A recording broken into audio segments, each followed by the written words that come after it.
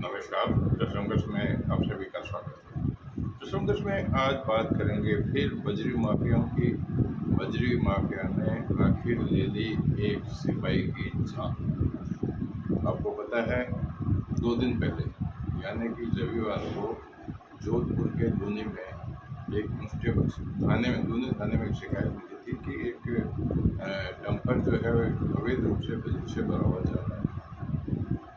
उसकी सूचना पर पुलिस ने कांस्टेबल सुनील बिश्नोई को उसकी जांच करने के लिए भेजा। जब सुनील बिश्नोई उधर जा रहा था बाइक पे, तो क्या कि माफिया के तो चालक भी तो एक्सपर्ट होते हैं ना, वो समझ गया कि ये भले ही पुलिस का कर्मचारी है। उसने आनंद फानंद में डंपर को वहीं खाली कर दिया। खाली करने के बाद में भी जब कांस्टेबल ने उसका पीछा किया तो उस पर डंपर से उसको कुचलने की कोशिश की, जिसके बाद में 3 दिन तक वो जोधपुर के अंदर प्रचाररत रहा। लेकिन आज सुबह उसने दम तोड़ दिया। भगवान को प्यारा हो गया। वो तो भगवान को प्यारा हो गया, लेकिन ये सरकार के प्यारे माफिया, ये कब अपनी आदतों से बाज आएंगे? इन पर अंकुश कौन लगाएगा?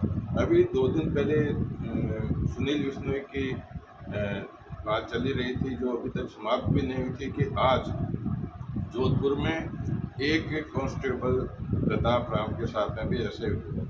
प्रताप राम को भी बजरी माफिया की एक स्कॉर्पियो ने कुचलने की कोशिश की, स्कॉर्पियो से कुचलने की कोशिश की, जिसके बाद में वो भी गंभीर रूप से घायल हो गया। उसका भी उपचार जारी है। पुलिस में आखिर बहुत चिंता की एक बात हो गई है कि पुलिस अब क्या करे। पुलिस माफिया के ऊपर शिकंजा कसना चाहती है, लेकिन माफियाओं के हाथ इतने लंबे हैं कि पुलिस उनके सामने बोली नजर आती है।